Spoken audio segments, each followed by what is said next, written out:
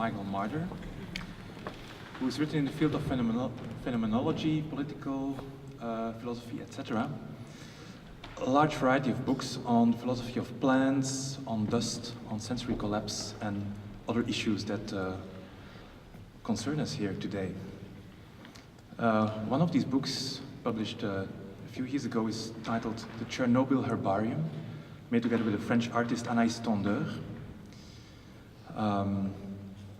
And so it speaks about the zone around Chernobyl and what sort of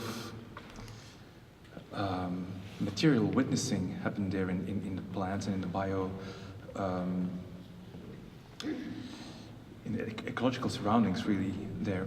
One of the themes coming up in that book is sensory collapse, which is quite fascinating. And when we got in touch with Michael Marder, apparently this issue is still working on for a book titled Dump Ontology. And in a piece in the New York Times, Our Polluted Senses, he shares a few of the thoughts and intuitions that he will unfold in that book and also in today's lecture. He points to a paradox that today, in times of pollution, of overload of data and information, paradoxically enough, we don't seem to suffer from something like information overload, but of sensory underload. So there seems to be a certain threshold where our senses collapse, we lose the world, and we are thrown back onto ourselves and brought into a state of crisis. So what's the nature of this crisis? So I give the floor to Michael Marder for his lecture with a wink to Shakespeare, All the World's a Dump.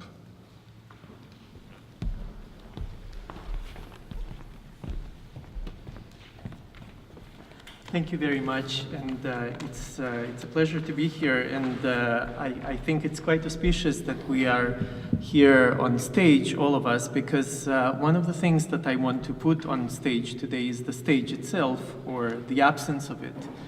So to put you in the right frame of mind, let's engage in a little thought experiment. Let's assume that this floor here doesn't exist, so there is no floor on the stage, which would mean that we're all falling. But let's also further assume that we don't know where we're falling, which direction our fall is taking, if we're falling down, drawn by gravity, or if we're falling up. And let's also assume that not only are we all falling together, but we are all shredded to pieces. We lack the identity that defines us as these unique and self-contained beings. And so there are body parts, shards of dreams, thoughts, sound equipment, all falling together in an undifferentiated mix. And so this puts you in the frame of mind for dumb philosophy. Write therefore that which you see, and that which is, and that which will become after this. Revelation 1:19. Ours is an age of the global dump, and the information without form that sometimes lends a name to post-industrial societies, economies, and ways of crafting knowledge is but one of its aspects. We live on a dump of ideas, bodies, dreams, materials, snippets of relations, decontextualized and dehistoricized, produced as waste, thrown together in a jumble in the wake of what used to be a world. Being is residue. Being is leftovers, morsels that fell from the table. Of what? Of nothing, of course. The reality of the dump is an outgrowth of nihilism in all its positive splendor. Give the floor to Nietzsche's Zarathustra. The desert grows, woe to the one who harbors deserts. If the floor, say the stage floor, hasn't already caved in, that is. Yes, the global dump is a desert that extends on land in the hypoxic zones of the oceans. The more of it there is, the more it grows, reproducing the activity of what the Greeks used to call physis, and the Latins knew as natura, the less opportunities for future flourishing and finite growth there are. The vastness of devastation is at once vacant and full, spacious beyond measure and running out of room, a desert and a dump. Devastation devastates itself. We're aimlessly traversing the hyphen between the prefix de and the vastness that it negates, affirms.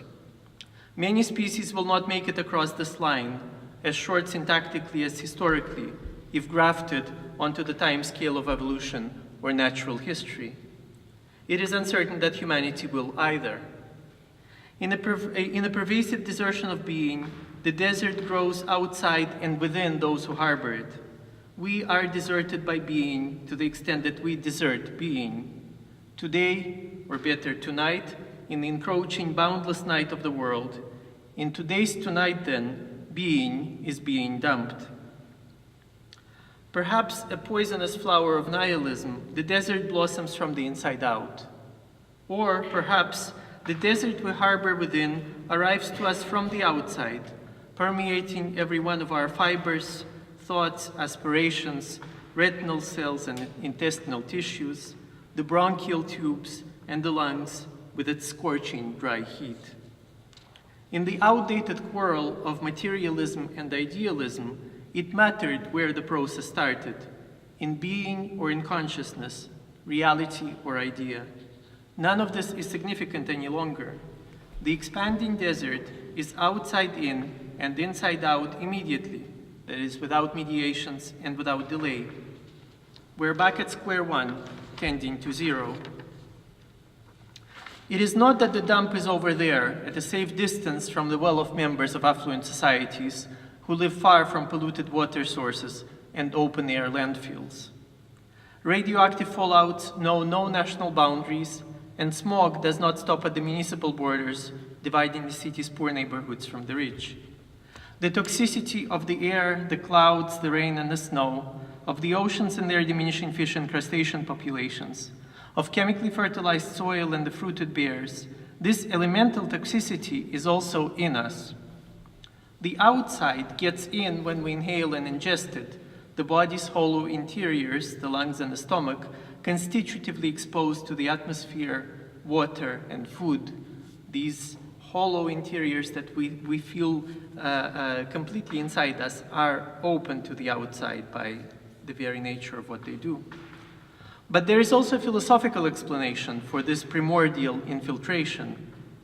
According to ancient reasoning, the body and its senses are the microcosms that set apart, for the time being and in varying proportions, a fraction of the immense elemental regions, the heat of fire and its luminosity in the heart and the eyes, the earth in the bones and the joints, water in the vital fluids. The elements are not the fundamental particles from which we're cobbled together. Rather, we are in the elements as their proportionate and temporary circumscriptions. When proportions are out of whack, the bulk of what has been delimited is restituted to exteriority, into which I dissolve. When these outside regions themselves are contaminated and deranged, so are their delimited segments. Toxic elements, toxic bodies, and senses make. Now, since the mind is embodied, the list is incomplete without toxic thoughts, desires, fantasies, and modes of reasoning that have, to be sure, occasion the general poisoning of the world. With the acceleration of a positive feedback loop between the exteriority and psychophysical interiority that sets a bit of the outside world apart, their contents do not filter, ooze, seep, or percolate into one another. They are massively discharged, mutually dumped instead. Involving huge quantities of data and construction debris, the stuff of junkyards and intimate breakups, excrements and a snapshot of a computer program's working memory at a given time, the flooding of foreign markets with extraordinarily cheap goods, and dreary living conditions. The dump is both outside and within. The very word itself does what it says. It's a dump for many disparate meanings. It dispenses with distinctions in physical space and with a pivotal metaphysical opposition between the inner and the outer. Through its global reach, the dump swallows up and spits out what is, together with the beyond of being, to which it was still possible to elope in the second half of the past century. Its impact disorients and unsettles. It renders the habitual signposts for navigating complex, wrinkled, emplaced space useless and denies dwelling. Conceptually speaking, the global dump is an achievement. It indicates how the much maligned subject-object dualism has been overcome. Late postmodernity has exchanged this crude polarity for an amorphous heap, which is not at all unprecedented in mythology and in the history of philosophy. Far from innocent, ecological, environmentally friendly green discourses are implicated in the growth of the desert and the dump which they abhor.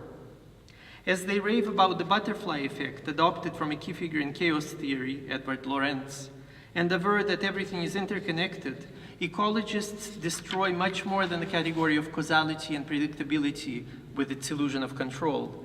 They harm the fragile logic of articulation, the pre-logical arc of logos, the precondition for establishing relations. When everything is linkable to everything else with an equal intensity of association, then nothing is related to anything. Relations are stitched together of varying energies, degrees of exclusivity, the push and pull of the in-between. In a word, of differences. It follows that undifferentiation combined with indifference is lethal to relations. And I say combined with, and therefore interrelated, because simply indifference toward the singularity qua-singular can be a wonderful thing, mindful of the other's transcendence, while care for the undifferentiated may help its still undeveloped potentialities along. So the problem is this combination of indifference and undifferentiation. Starting from the mental act of paying attention that singles out and relates to a this, consciousness is partiality and discrimination, selective adherence and devotion. It neither predates nor survives its unique attachments. And the same, of course, holds for the unconscious, woven together of multiple catexes, the uneven investments of libidinal energy into a given object.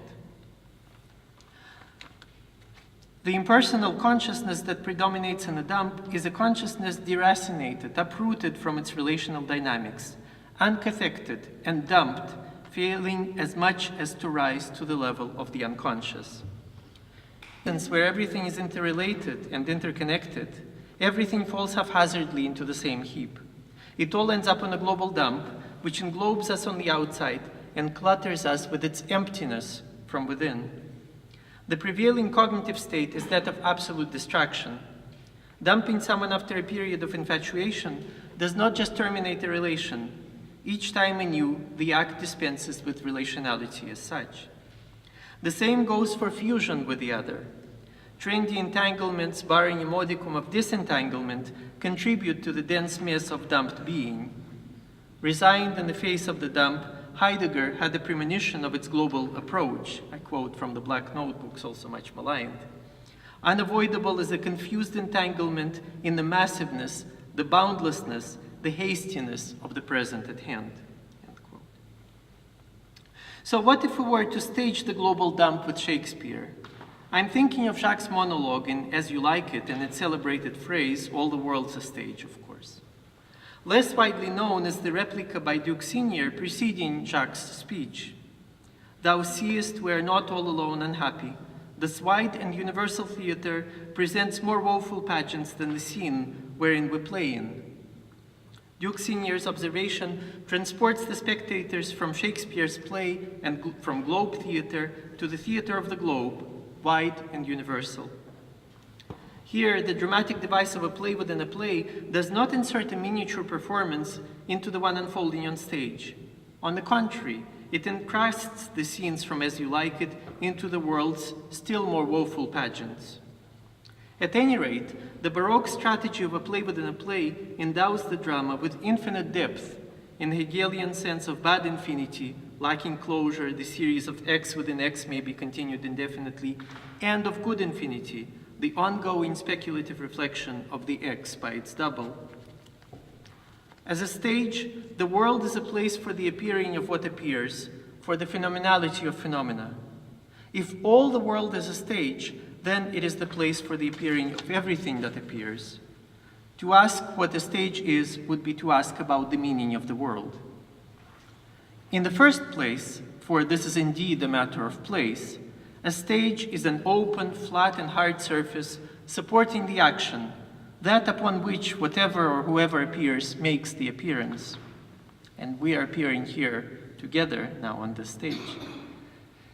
Should we replace the stage with a dump, and do so not on a whim, but obeying the strict apocalyptic injunction to write down that which one sees, should we do so, we would immediately notice how the firm support the stage has hitherto provided is withdrawn from us. Unfathomable depth is essential to the dump, an underlying surface belongs to the stage. A dump is that into which beings fall, the movement of falling, and the state of having fallen. It is a non-place for the disappearance of the dumped entities, and, assuming that all the world is a dump, it stands for that in which everything disappears, even and especially in the instant of coming into the world. Evanescing with the dumped beings is the world stage, which is never empty. The dump is the unworlding and the unstaging of the world. All the world's a dump declares, therefore, that all the world's been lost. The verticality of the fall supersedes the horizontal surface of appearance on stage, making performances of a play within a play unnecessary. A dump is always a dump within a dump within a dump, to a power of infinity.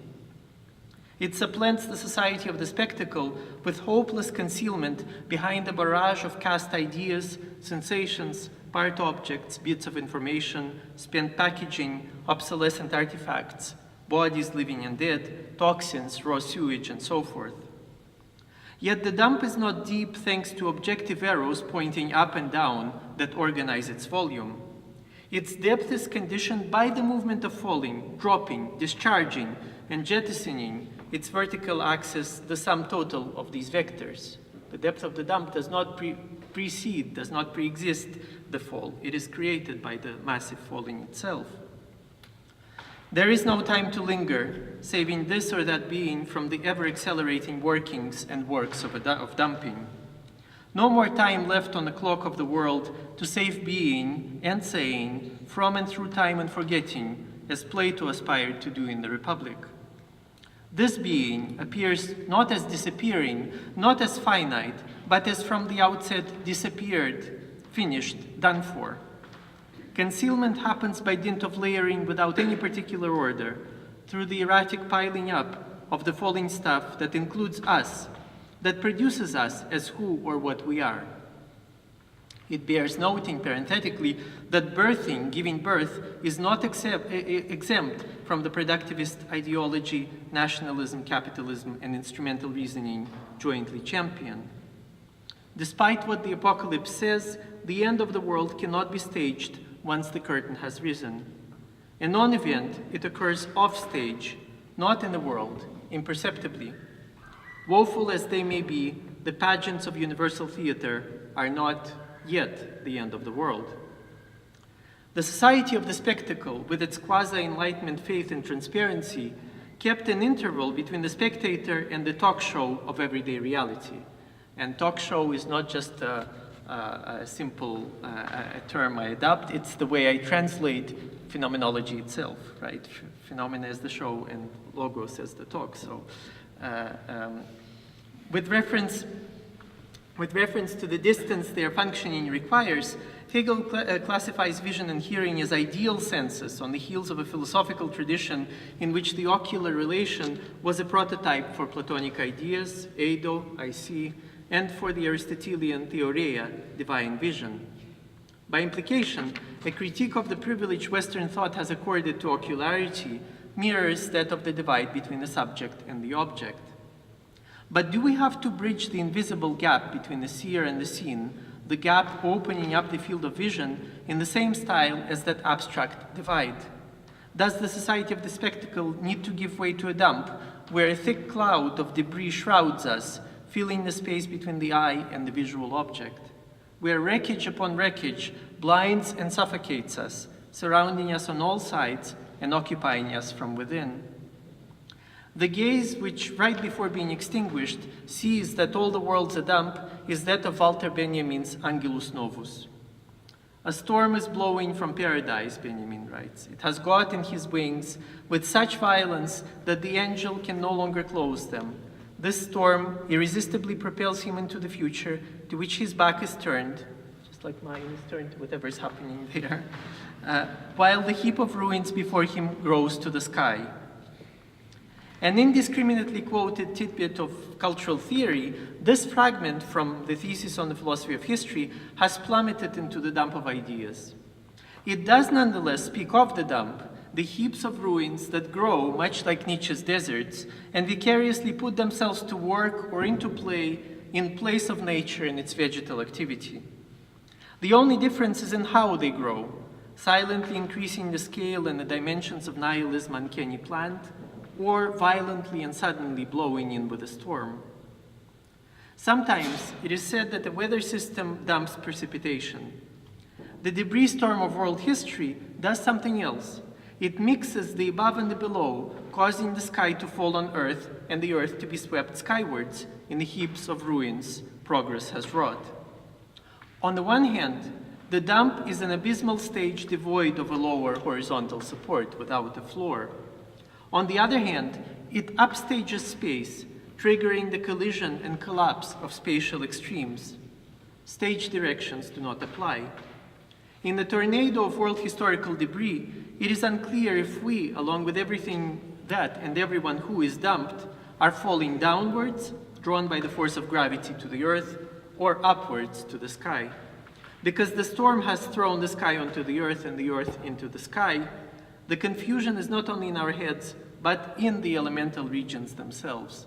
And this is the problem. We have caused the elements themselves to go mad, in a sense. So, all the world's a dump. When it was a stage, in Shakespeare's words, all the men and women were merely players with their exits and entrances. In the world dump, which is effectively a non-world or an unworlded reality, mountains of detritus block the exits, and players do not make their entrances. They are thrown into the maelstrom. This thrust, with its gathering momentum, the turbulence of dumping, substitutes the unrest of existence. Being in the world is being shaken in a bottomless wastebasket, being wasted, falling to no end, endlessly, and in a way utterly unprotected from the deployment of such endlessness for a certain, typically sinister economic or political end. Thrown into it, existence is thrown out. In is out, outside in. At this stage of humanity, in the temporal as opposed to the spatial drift of staging, the meaning of being is disclosed with an exaggerated, grotesque panache as what being has always struggled against, its own underside in a dump. For Shakespeare's Jacques, the stages of humanity structure life's worldwide play. There are 7 of them, of these stages, sorting existence according to specific rhythms, modulations, and patterns that rotate in a circle, the end replicating the beginning. I quote, "Last scene of all, that ends the strange eventful history, is second childishness and near oblivion, sans teeth, sans eyes, sans taste, sans everything." Where Shakespeare ends, Beckett begins, his characters trapped in the oblivion of posthumous existence. We are contemporaneous with the tragicomedy of everything sans everything. Our experience, if the word is still appropriate, is the second childishness of humanity grown so old that it dips back into its infancy. The stage of no stages, when the fine-grained textures of time and space are sanded into an amorphous mess, the age of the global dump is the age of all the ages and simultaneously sans age, ageless. Is that our version of eternity, this last scene of all, wrapped in plastic, shrouded in carbon emissions, and loaded with spent nuclear fuel rods? Jacques' strange eventful history was rife with events. Its rhythms kept their differences and frozen in a typical moment became stages and told a story. The dump wipes out narratives and events, stages and sequences. Absent the events in it, the dump itself is the event of dumping into and out of existence, into as out of existence. Without the senses, vision, taste, etc., and without sense, without the elemental microcosm and cosmic elements, not in a prelude to sense bestowal, but in the muteness of mere oblivion.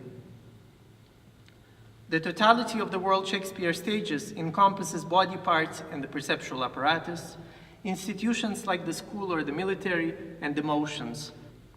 Unstaged or upstaged at the world's end, the psychic, physical, social, and aesthetic theaters disintegrate, their walls crumbling. The psyche is not reunited with, but dumped into the body at the convergence of neural networks, biochemical cues, algorithmic functions, and circuits of information processing. Social space is poured swiftly and erratically into the psychophysical dump via the channel of new communication technologies. To the alternatives of segregation and integration, one is obliged to add dumping, which refrains from articulating beings amongst themselves and from maintaining them apart. The rudimentary features of the dump are already tangible, if not apparent, but I would like to focus on three of them in conclusion to these remarks. Much as they comply with the basic laws of physics, these features bear a secret allegiance to metaphysics. More than that, they are not the static descriptions of a phenomenon, but clues to its operations, to how the dump is switched on and activated. What a dump is depends entirely on what it does. To study its activity is to lift the lid off the prime mover of our so-called age. So the first feature, the fall. Dumping is causing the fall. In Old Norse, dumpe means to fall suddenly to the ground or into the water, to plump. Onomatopoeic, the word falls on the ear with the explosive, or more accurately, plosive sound of the consonants d, detonated on the tongue blade, and p, flying off the lips.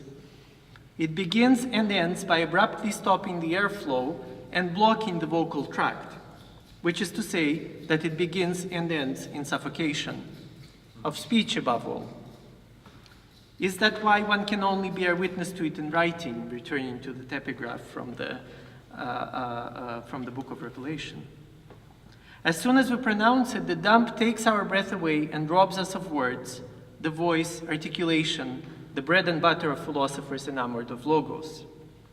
But while suspending breathing, that beyond an exchange of gases between an organism and the atmosphere signifies life and embodied spirit, the dump instigates the very fall, the culmination of which it marks as well. In effect, it refers to falling and fallenness, the difference between the two corresponding to the semantics of the verb to dump and the noun a dump. In the former, verbal modality, the unanticipated and violent force inherent to this act favors the connotations of making fall over letting fall. Instead of delivering beings to their fate, dumping hastens their fall, speeds up their ruination, quickly drops them into non-being. It does so by way of getting rid of them, throwing them out, making them fall away. From what or from whom? A venerable theological tradition that frames sin within the dynamics of the fall, enhanced with the Gnostic derision of embodiment, is behind this question. The entire history of metaphysics, once Aristotle's hylomorphism has fallen into disrepute, and hylomorphism simply refers to formed matter, matter that comes to us already with its forms. Once Aristotle's hylomorphism has fallen into disrepute, the entire history of metaphysics is that of spirit trashing matter, dumping matter, and thinking that matter is nothing but a dump.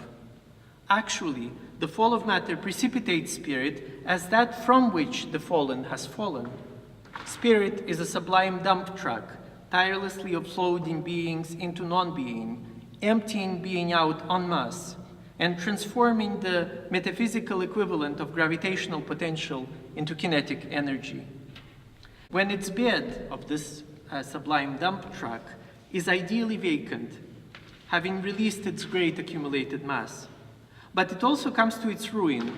Carrying no matter, the sublime dump truck buckles under its weightlessness, as it turns out that the volume of its gigantic bed had been generated by the load that it dropped. 2. Massiveness. The dumped falls both suddenly and massively, in great quantities and in the shapeless shape of mass. Dumped matter is heaviness, a quality automatically transcribed into quantity that pulls existence down to earth, except if elemental confusion leads us to misidentify the direction and the trajectory of the fall. Mass is matter in bulk and unbearably light, a dump and a desert, the gravity of weight and the ideality of number. You will encounter no determinate material entities in it. The mass of the massive throw is not that of an object, it is mass as such. And this is, my claim is, in the continuation of these remarks, my claim is that this is what we all have become. So we are all biomass now, not just the plants, but we are all mass that is somehow still living. The mass of the massive throw is not that of an object, it is mass as such. In the gargantuan outpouring of dumped existence, the principle of de-individuation is beyond dispute. Whatever entity the scholastic quodlibet ens falls alongside countless others, human or not, and is indistinguishable from them in falling, precisely in the capacity of the generic whatever. The dumped one is immediately the many, not in accompany with them, but as a consequence of their and our common massification. The sinner's fallen body, too, is a sentient and anonymous mass, fleshy matter bereft of form, a memento mori flashing in its non-individuation the image of the corpse it will have been. Judeo-Christian flesh must submit to the grueling routines of disciplining, punishment, and mortification to obtain a semblance of form. With the soul and its formative influence out of the secular picture, the flesh follows suit and vanishes. The corporeality of the living mutates into biomass, which I have just mentioned, disposable organic matter burnt to derive energy, a stand-in for spirit. For the massiveness of dumping is its energy. The more matter falls, the faster, the harder, the more force its impact yields. The heap of shapeless stuff that stays behind, the dump in a state of rest, and ill-shapen piece according to the word's alternative etymology, is the byproduct of that past activity. Finally, third, piling up. The dump that the earth, the sky, and everything in between have become is a peculiar, internally disarticulated, discombobulated totality, nearly identical to infinity. And that's why in the beginning I said that it's no longer possible to elope to those regions beyond being that were open in the second half of the 20th century. I was of course referring to Levinas and his totality and infinity and otherwise than being. So the totality of the dump is disarticulated and nearly identical to infinity. Sweeping all that is up into their midst, the piles of stuff neither gather nor articulate the fragments of bodies, ideas, materials, information, etc., they consist of. These adjoin one another at random, with no rhyme or reason, with no logos, with no width, commemorating how by a fluke they have been thrown out together. A comprehensive definition of the dump would thus be a massive, undifferentiated, and indifferent fall, whence our age receives its identity and its difference. We may applaud the promise of freedom in a dump's disorder, an opportunity for liberation from the rigidity of past teleologies, and the refreshing anarchy of the melange. True, the totality of the dump falls down and falls apart, staving off an organic, organicist, fascist totalitarianism. Its indifference, however, is so radical that it lies on the hither side of sameness and difference, yet another staple metaphysical dichotomy leveled. As its piles grow, they leave less and less breathing room for being and clog every modality of time, including the past. The dump's quantitative increase is unlike vegetal flourishing from the inside out, partially co-opted by the desert.